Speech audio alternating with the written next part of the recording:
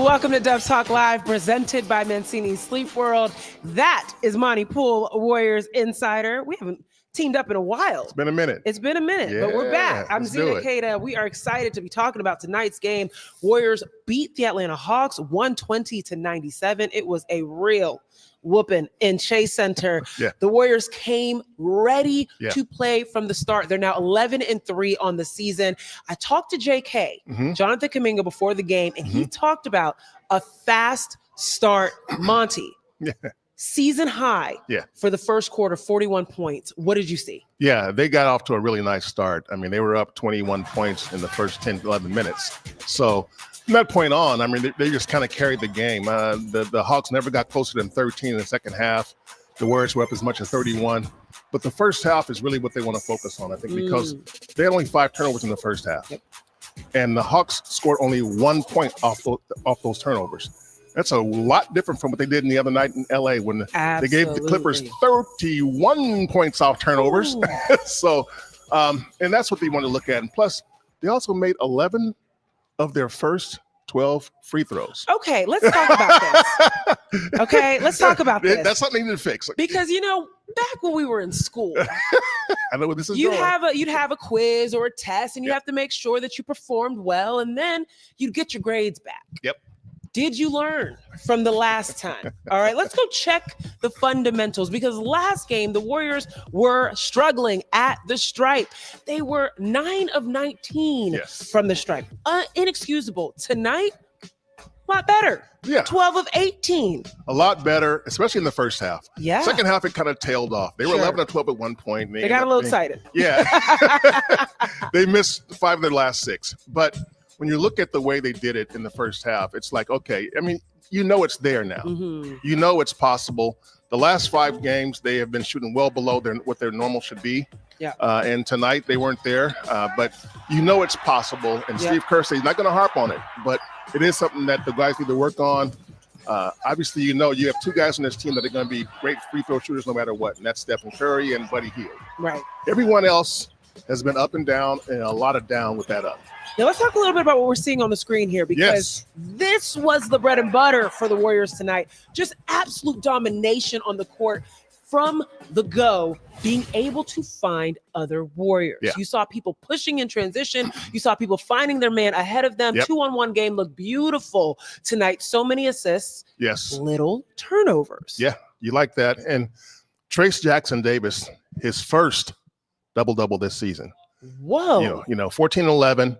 You wouldn't expect that. No, I know. I mean, and I wrote a few days ago about how, he hasn't been as spectacular as he was last season. When he came in last season, he popped. He's blocking shots and dunking on Wemby and doing all kinds of crazy stuff. And this year, it's been a lot more muted. So, but his role's a little bit different now. They're using him a little bit differently. But tonight, you saw what his athleticism can do for this team. And Draymond said he's an easy lob guy, And so tonight, you got a few of those. And again, he ended up with 14 and 11, so he popped tonight. It was really cool to just see how many Warriors knew where to be in transition, because that is what can muck things up. When you start going full speed and then someone's in your lane, it's like, move, get out the way. And you just saw people spotting up in the right places. One of those people absolutely being Andrew Wiggins. He capitalized on the pace for the Warriors tonight. Only player to get above 23 points. Of course, his counterpart, Steph Curry, being that guy. But 27, 7 rebounds, big, 4 assists, also playmaking for his teammates, and big one, 0 turnovers. This guy was on it tonight. Yeah, Wiggs was tremendous tonight. I mean, at both offensively, you see the numbers speak for themselves.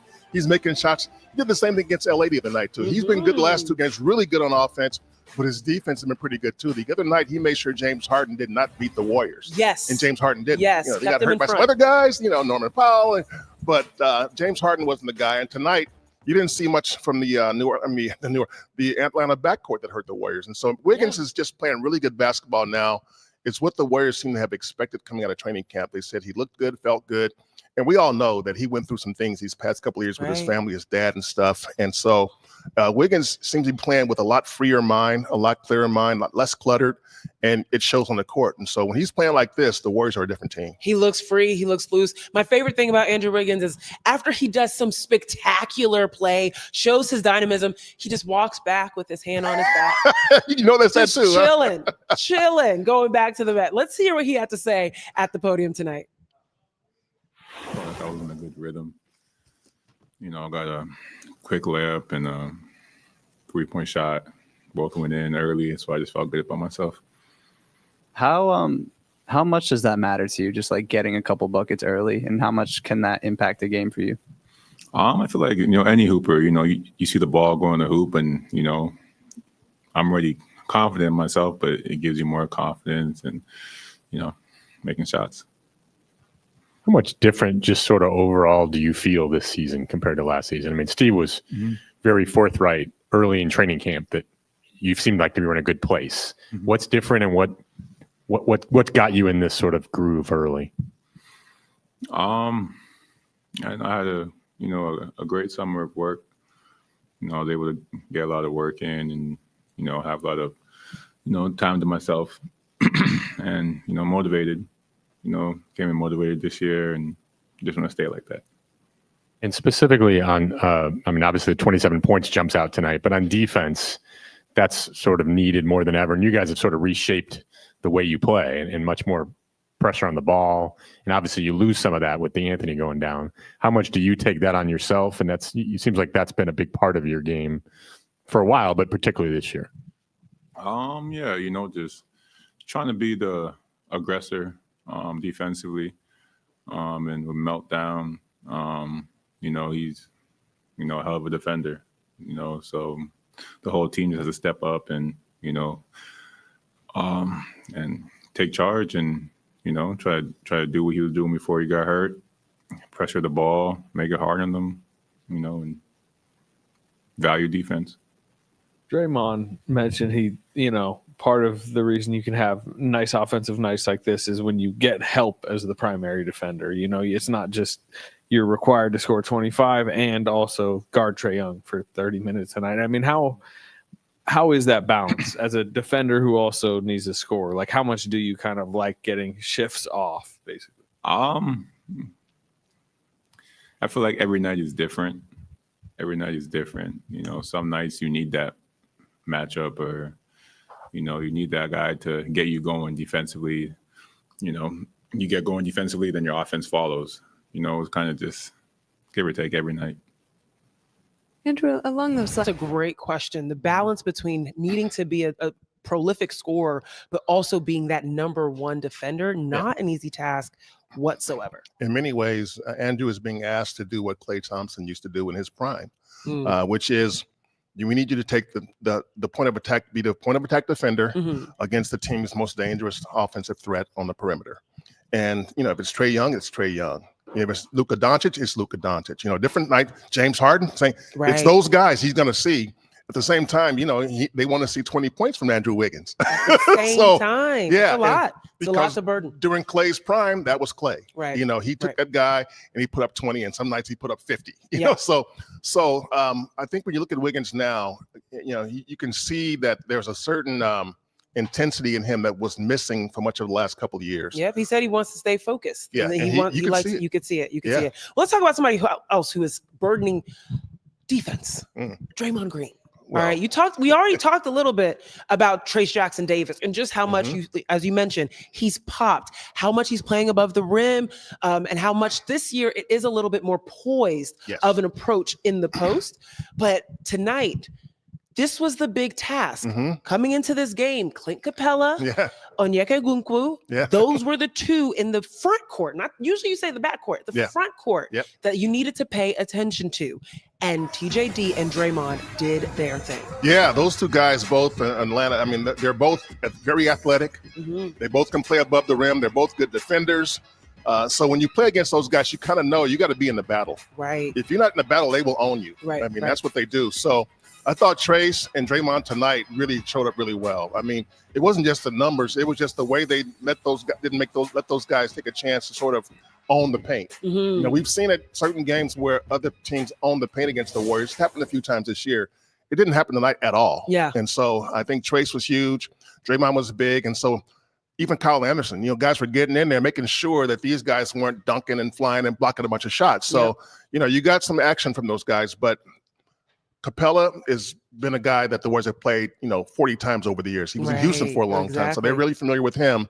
But tonight, neither he nor Okongwu really did a whole lot to hurt the Warriors. So you'll take that every single night you play these guys. Absolutely. Shaq and Davis ending up with 14 points.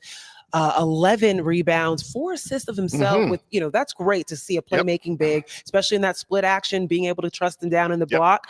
And then Draymond Green, look out, almost a triple-double there, 9 points, 9 rebounds, and 7 rebounds and 9 assists. So let's see what he had to say. He's at the podium as well.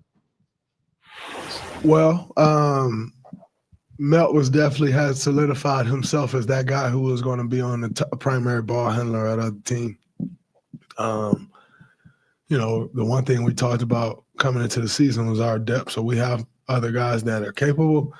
You know, Lindy took on that role tonight with Trae Young, who's one of the toughest guards in this league, and he did a good job.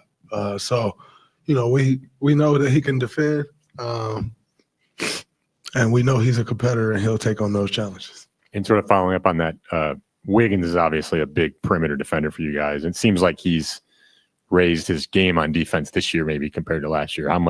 What have you seen from him on that end, and what do you need to continue to see? Well, we know how great of a defender Wiggs is, and you can always, it's always good to know that you can go to that. But at the same time, he has to score more this year for us. And so those times where you can get him off the ball handler, you know, and have somebody else guarding the ball handler, that helps. You know, tonight, 27 points. It's no surprise. You know, you're not chasing around Trae Young, you know. So I think that ultimately will help him. And then, you know, Wiggs has been getting some blocks. You know, he's been all over the place defensively. So not only defensively, he's stepped his game up a lot this year. And I wouldn't necessarily say step his game up. He's just playing more like the Andrew Wiggins that we know. When you're defending the pick and roll and it's a 2-on-1 situation, it's like you're helping against Trae and your guy Capella is behind you. And what are you looking for to determine whether to play the shot or the pass? Well, it's a cat and mouse game. You're trying to read the defender's eyes. Also knowing tendencies. Like, you know, Trae wants to look for that lob. You know, he's made a career off of many other things, but obviously the lob pass, he's one of the best in the league at it, you know. And so you know that he's looking for that. So you're just trying to keep him off balance, not give, you know, with great players, you give them a steady diet of anything, they eventually figure it out. So I just try to keep him off balance. You know, one time I may commit to him, one time I may fake and go back, you know. And, you know, it's just kind of in that moment, making a decision each and every time.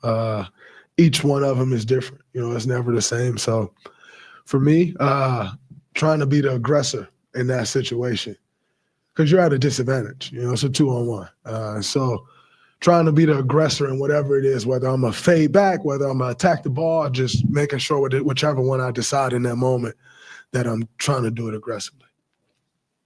Not to belabor. It's always so lovely to hear Draymond talk basketball. At the top of that clip, he talked about DeAnthony Melton. On the other side of this, we're going to talk about what his absence does for this team. Don't go anywhere. Dubs Talk Live is presented by Mancini Sleep World. Visit Mancini Sleep World for our Black Friday sale.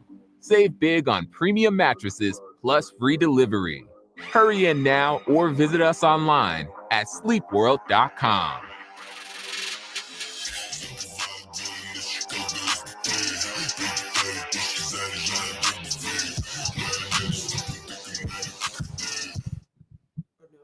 No, because Steve said he hasn't even talked about it before the game. He was asked about it before the game. He said we haven't even gone there yet. It might Dunleavy be questioned. Okay, sounds good. All right, what up, YouTube? We were just, talking as co-hosts about what we want to talk about on the other side of this break. Yep. In the chat here, seeing a lot of good, happy vibes. Of course, big win for the Warriors. Lots of folks acknowledging it sucks to lose Melton. Like this is just huge.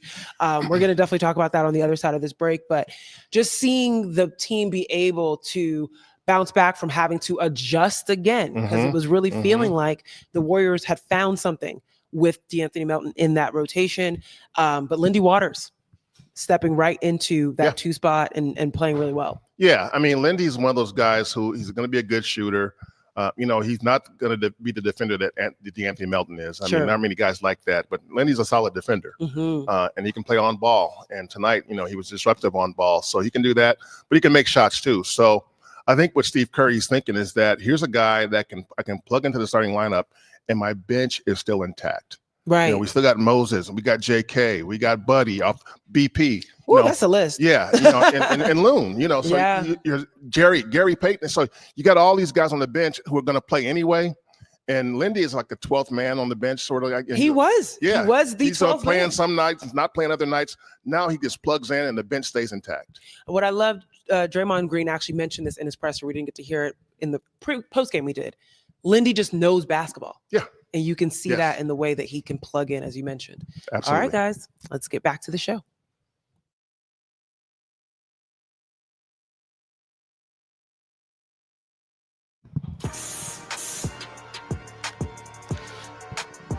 Welcome back to Dubs Talk Live, presented by Mancini Sleep World. I don't know where you've been, but if you haven't heard, there is an exclusive interview available now with the Steph Curry, Dalton Johnson, and of course, our Warriors insider, Monte Poole, sat down with him. What was that conversation like for you? We do it every year now, and it's awesome. He sits in a hotel room. It's usually when he's in Oklahoma City. Wow, that's interesting. The team gets there, and he pulls into his room, suite, whatever it is. And we just hook up for 30, 40 minutes and talk about basketball, his career, his life, and so forth. He had said some interesting things. He talked about, wanting to put the 3-point record out of reach. Oh, whoa. I think we might have a clip about that. Let's hear what he had to say from it. Go, Steph. And this is year 16 for you. Your dad, Dell, played 16 years in the NBA too. How much have you been able to reflect on matching that year 16 this season? And when you go back to Charlotte, which obviously was his longest place that he played in the NBA, will it maybe sink in a little bit more that you've matched the same amount of years that your dad played in the NBA? I mean, there's a bunch of interviews when I was a young whippersnapper where they were asking, like, what do you want to be, what you want your career to be when it's all said and done. I think I said something to the effect of, I want to be known as a true professional that played the game the right way, got the most out of my talent, and the 16 years was always the goal. Like I talked about it ad nauseum because of everything you just said about my dad. So it is. We've talked about it, me and my dad, already, about like, hey, I can't believe I'm already here. I remember most of his career, but I definitely remember his 16th year being in Toronto. I was 11, turning 12 that year, and the idea of him playing against the Sixers, I believe it was, in the playoffs, and just the whole hype of like Toronto Raptors basketball, it's a very iconic moment in my mind. And so going to Charlotte and seeing him and playing, as he's the color commentator for the Hornets, playing in front of him, probably playing against my brother. And then when we go to Toronto, where he finished his career out, those two games will be special to kind of end cap that 16th year milestone, which is special for our whole family.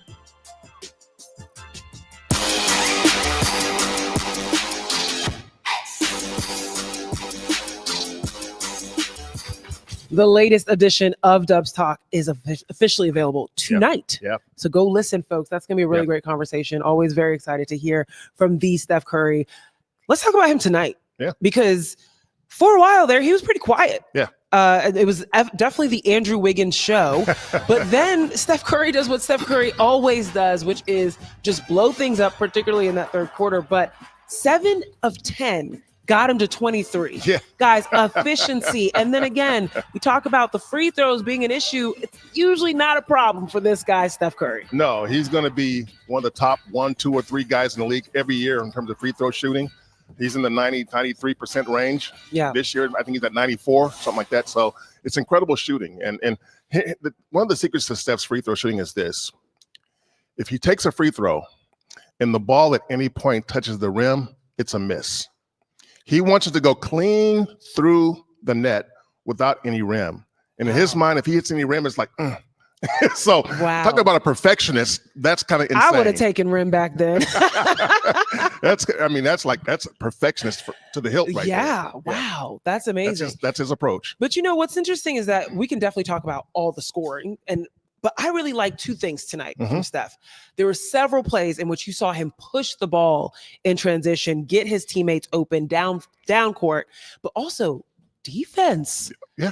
At one point, I literally turned to someone in media row and I told myself, I was like, imagine you are Dyson Daniels. You've grown up watching this man, Steph Curry, play basketball in general. And all of a sudden, you're trying to drive to the basket. And this old man, Steph Curry's got his hand on your hip trying to ride you to the basket, still playing defense against these young guys. Yeah. I mean, between Draymond and Steph, it's just impressive to see them still doing their thing. Vets being vets, man, those guys are still hungry. They want to win another championship. And you think about Steph tonight, he took 10 shots at 23 points.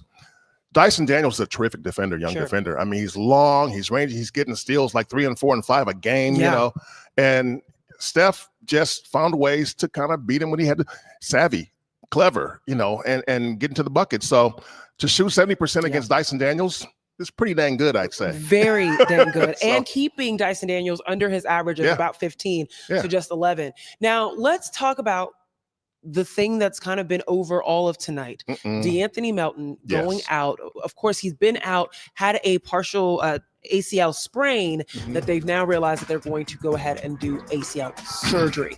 We talk a lot about what this means in terms of the team overall, but from your perspective, what are your thoughts on the absence of DeAnthony Melton? It's huge. It's massive. It's bigger than you might think on the surface because this is the one lineup, the one with him at guard next to Steph, with Wiggins and Draymond and Trace up front. That was the one lineup the Warriors were ready to go roll out every single game this year. Sure. They had it for 2 games. 2 games. They won both games. Beat OKC, beat Dallas.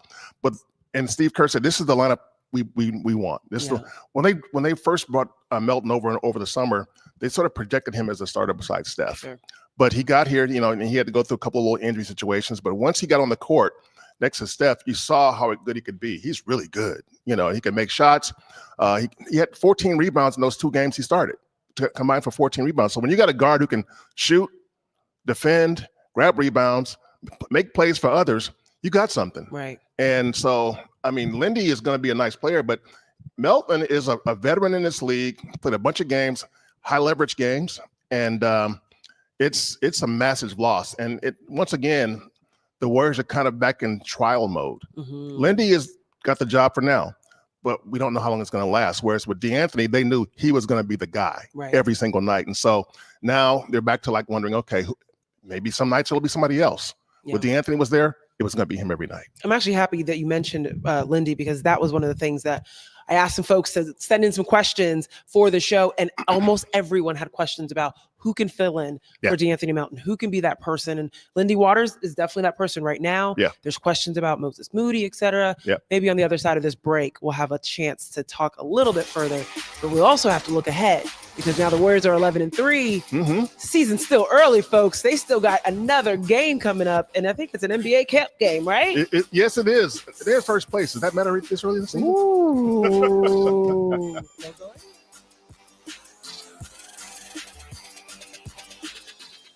All righty, here we go. More questions are rolling in now. Oh, bring them on.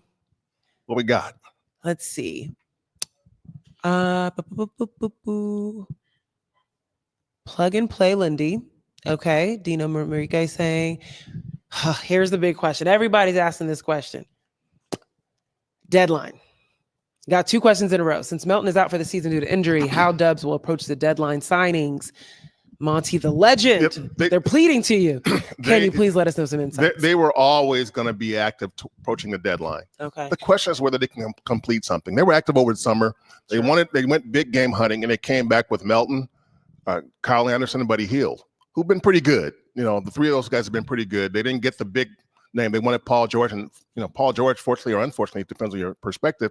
he's not played much tonight. He got played tonight and got hurt. He left tonight's game again, right? Yeah, hyperextended knee. So, the question is, who would be willing to give up a primetime player at the trade deadline? Once you know who the buyers are and the sellers are, then you can figure it out. But Mike Dunleavy's made it pretty clear that they definitely want to be active approaching the trade deadline. Now, how much impact Melton's situation will have on that. We'll see how things play out over the next few weeks. Okay. And if it still looks pretty good, like they can hold on with what they have in the backcourt, they'll look to get something up front. Okay. And so the question is, would they go backcourt or front court? And right now, that's to be determined. Okay. Did you get an update on Potts? Yeah, he said that he got hit in the face, Mm-hmm. and it looks like he's going to be day-to-day for now. So knowing Potts, he'll probably want to play. Okay. Let's do it. Let's close it out, folks.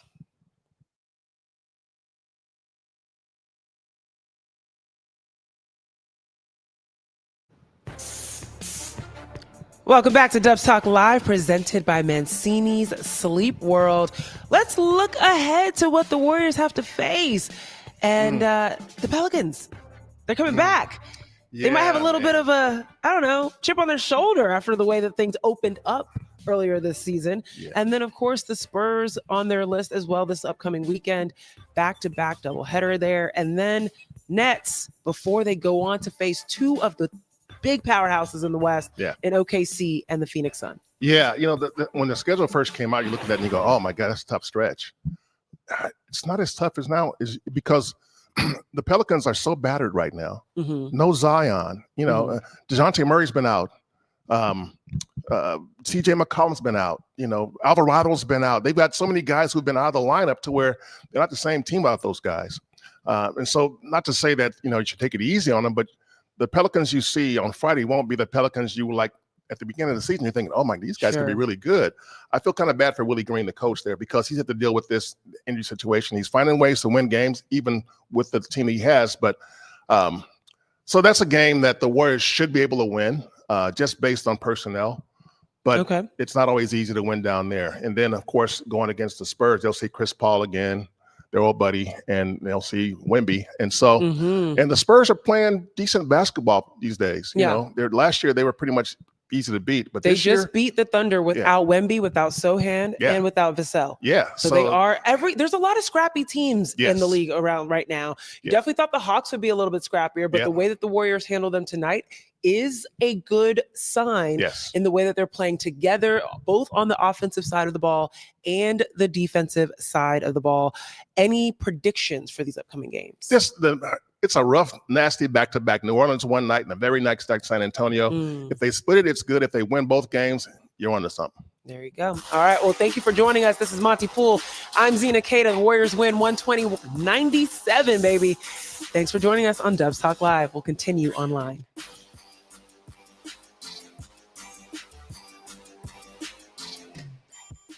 All right. There's a lot of fans for Lindy playing.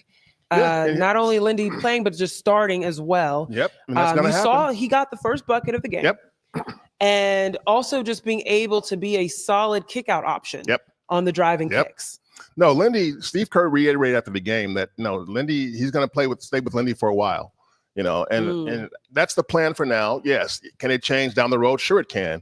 But right now, Lindy's holding up pretty well. Sure. They don't look for him to score 35 points, but there will be nights when he gets it going. Sure. He's that good as a shooter. So, and he's a solid defender. So I understand why he's doing this route. And there's no indication at all that Lindy's going to do anything but start, at least in these next several games. And we'll go from there. You know what's interesting? I think about Lindy when I first saw Lindy, and that was in the G League. And shot lights Oklahoma out. City Blue. Yes, the Oklahoma City Blue. Yeah. And it's thinking about Lindy, but also recently seeing Nehemiah Keita that used to be on the Stockton Kings in the G League. And I saw him roll through teams there. Yeah. And it makes me wonder, and this question actually just popped up in the chat. Is the 7-footer from the G League, Quentin Post, gonna play? And it just makes me think, like, this roster is so deep with talent. However, it's not necessarily deep with size. Right. Is there a chance that he could potentially get some burn this year? At some point, yes. Okay. I mean, the Warriors still look at him and say, he needs to play. He needs to play. and that means he'll spend a lot of time in Santa Cruz. Sure. He just needs to play, needs reps. But he's 7 feet, legitimate 7 feet, and he's a legitimate 3-point shooter. Yeah. And so, but he's willing to go on the block too. So it's not like he's just going to stand around at the arc and launch. He'll go on the block and do some damage down there. So I think what the Warriors are thinking, though, is that as the season rolls on, as he gets more games underneath his belt, as he sees more NBA action, there may come a time at some point this season when he is able to take the court and play for them. Awesome. Okay, folks, I appreciate you guys listening to us tonight and just letting us know what's on your minds. Absolutely. Seeing a lot of good things about, pods just needing a little bit of time to get back to it. Big capital letters of agreed Monte. I'm not even sure at what point, but yeah, I also agree with Monte. So there you go. All right, folks. Appreciate you guys tuning in. Again, this has been Dubs Talk Live. Zena, Keita, Monte, Poole, signing out. Have a good night.